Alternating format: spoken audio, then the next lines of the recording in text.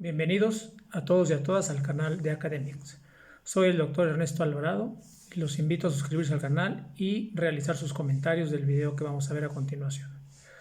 El tema que el día de hoy vamos a abordar es el presupuesto, específicamente en el caso de México. Tenemos que identificar primero la palabra presupuesto, que tiene que ver con previos supuestos que tenemos que lograr o queremos hacer.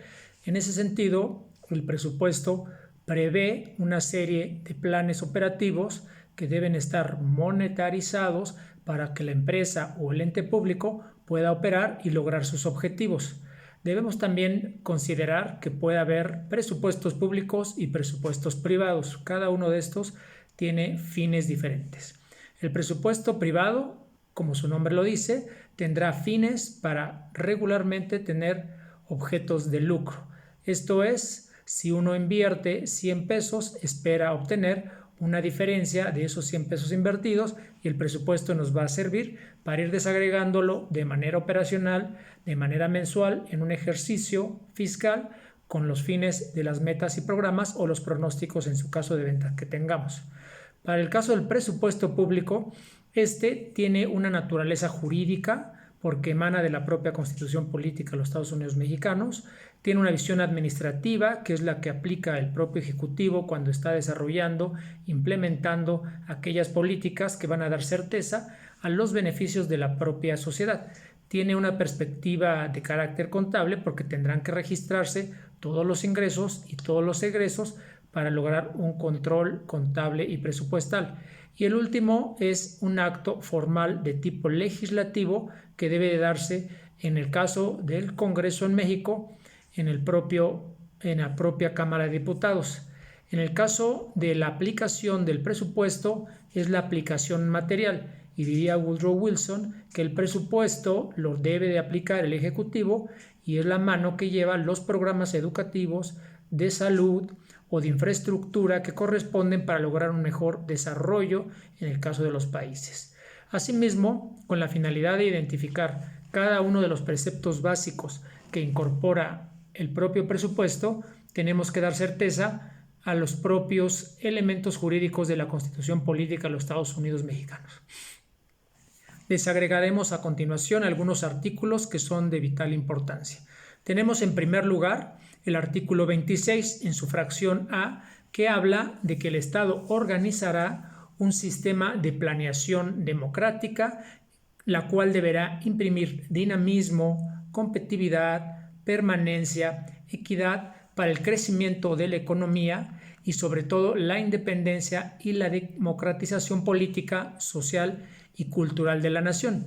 Este plan que establece la Constitución Política de los Estados Unidos Mexicanos se debe llevar a cabo a lo largo del sexenio del Ejecutivo que esté a cargo de la Presidencia de la República y de las secretarías o los entes públicos que están regulando estos programas y estas instituciones, y tienen que tener asignados un presupuesto para poder ejercer sus competencias y sus responsabilidades. Por lo tanto, el plan, que es un documento de prospectiva, de administración, de control con carácter político, tendrá su aplicación y vigencia siempre observando que tenga el presupuesto asignado para lograr los objetivos y las metas que tiene constituidas. También tenemos el artículo 31, fracción cuarta, en donde refiere que todos tendremos que contribuir con los gastos públicos, así de la Federación como de los estados, la Ciudad de México y los municipios, de manera proporcional y equitativa que dispongan las leyes.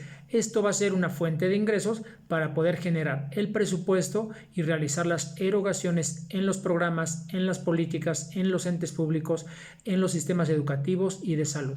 Corresponden así, en el caso de los sistemas educativos, a las escuelas y el ejercicio de estos presupuestos, y a los centros hospitalarios, pues el ejercicio también de los presupuestos y los recursos públicos con fines de salud pública.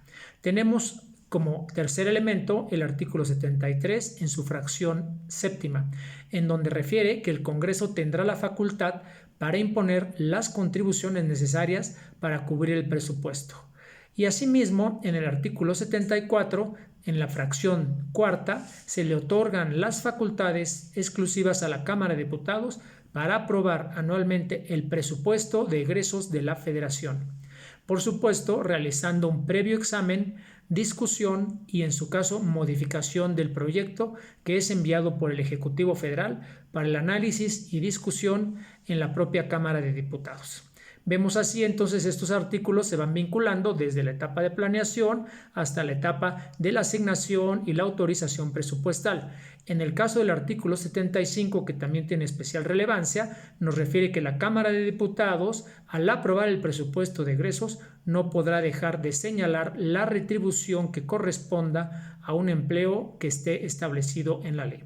Esto es, el presupuesto a nivel de detalle tendrá incluso que estar mencionando los salarios que recibirán el presidente, los secretarios, los directores generales, los subsecretarios y cada una de las plazas dentro de la estructura organizacional de cada uno de los entes públicos mencionados.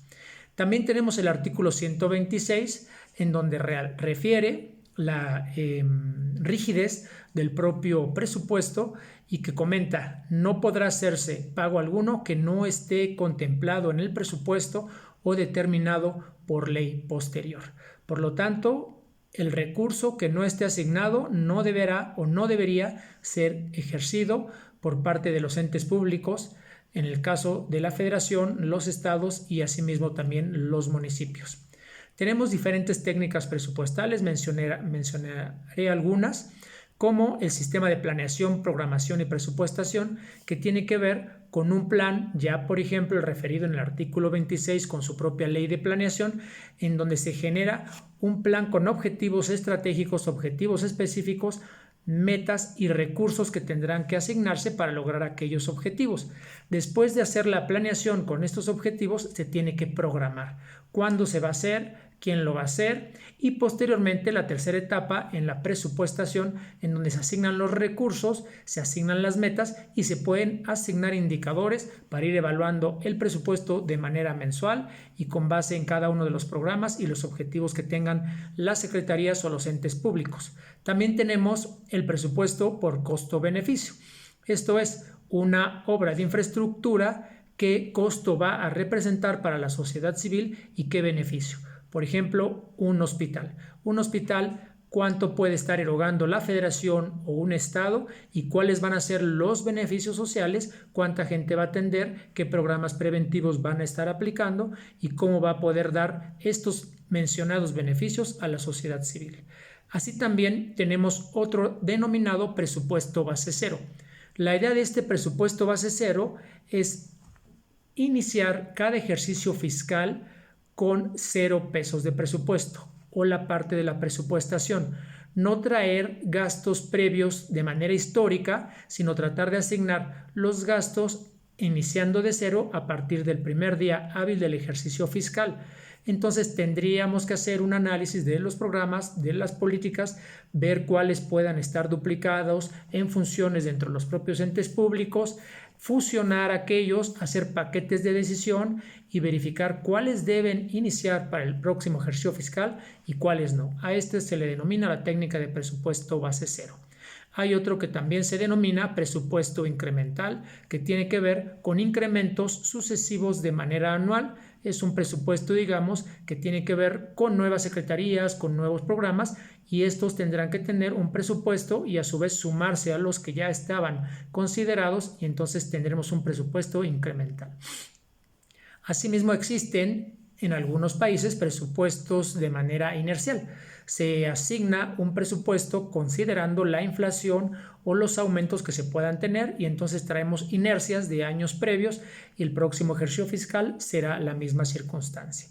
También tenemos por desempeño para identificar el desempeño de las políticas, de los entes, de los programas y cuáles son esos resultados para poder evaluarlos, medirnos, mejorarlos o en su caso anularlos, dependiendo el objetivo que se tenga y los presupuestos que tengamos para realizar dichos programas.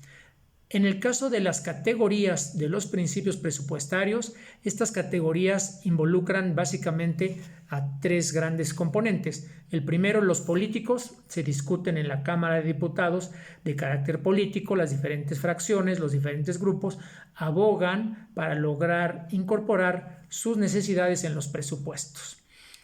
Ya diría Fernando Savater que una política debe de estar coordinada y debe ser un conjunto de personas que logren fines comunes asociándose a un mismo objetivo.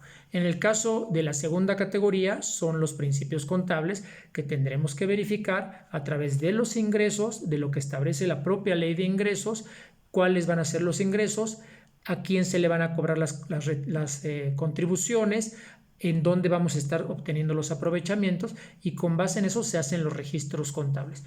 Y el tercero, los económicos, que puede haber afectaciones macroeconómicas como el precio del barril o el costo del dólar, que puede fluctuar, subir o bajar según corresponda a las necesidades del mercado y a veces también condiciones de carácter político.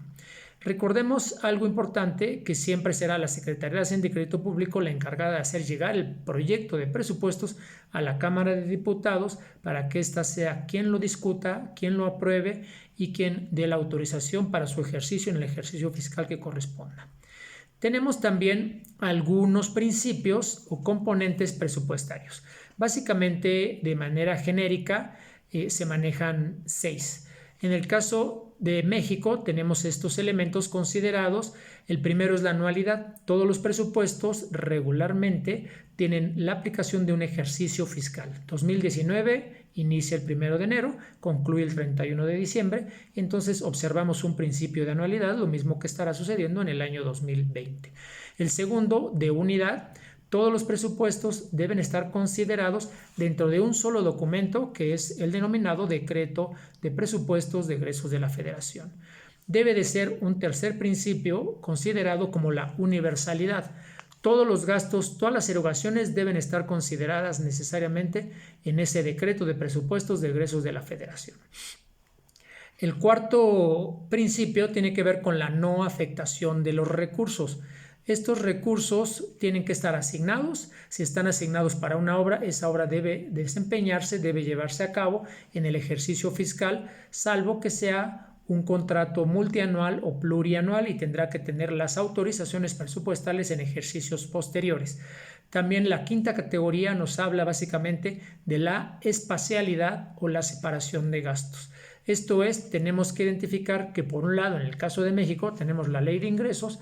Esa ley de ingresos nos determina cómo se va a recibir el recurso por parte de la Federación, y esos recursos tendrán que ser alojados o distribuidos en el presupuesto de egresos de la Federación, y tenemos ahí entonces tanto los ingresos como los gastos.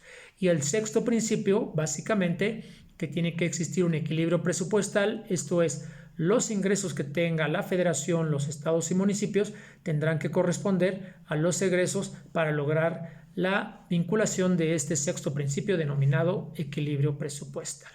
Así pues, un comentario adicional en relación a los presupuestos es que en México, como ya comenté, se desagrega básicamente en dos instrumentos. El primer instrumento es la ley de ingresos, que nos dice cuánto vamos a tener y cómo se debe cobrar, cuáles son las obligaciones de los entes públicos que puedan ser recaudadores para poder contribuir a estos ingresos de carácter nacional. Y el segundo documento es el Decreto de Presupuestos de Egresos de la Federación, que determina los recursos que se van a estar erogando por parte de la Cámara de Diputados, de la Cámara de Senadores, del Poder Ejecutivo, le hace el presidente con sus secretarías, sus áreas que se vinculan a la propia ejecución del gasto, y el tercer componente, el Poder Judicial de la Federación, en donde se define claramente cuáles van a ser estos presupuestos que tienen asignados. Así pues, como podemos observar y a manera de conclusiones, tenemos que el presupuesto tiene un carácter social, económico, que permite democratizar y dar beneficios a la población organizada, a la iniciativa privada, al propio gobierno para lograr sus objetivos y metas. Nos dota de infraestructura, nos dota de hospitales, de pagos de médicos, de pagos de docentes, y eso permite generar beneficios a la sociedad civil. Muchas gracias. Con esto concluimos de manera breve el video en relación al presupuesto, específicamente detalles del presupuesto público en México. Los invito a continuar observando los videos que estaremos transmitiendo por medio de este canal Academics. Muchas gracias. Se despide de ustedes el doctor Ernesto Alvarado. Hasta pronto.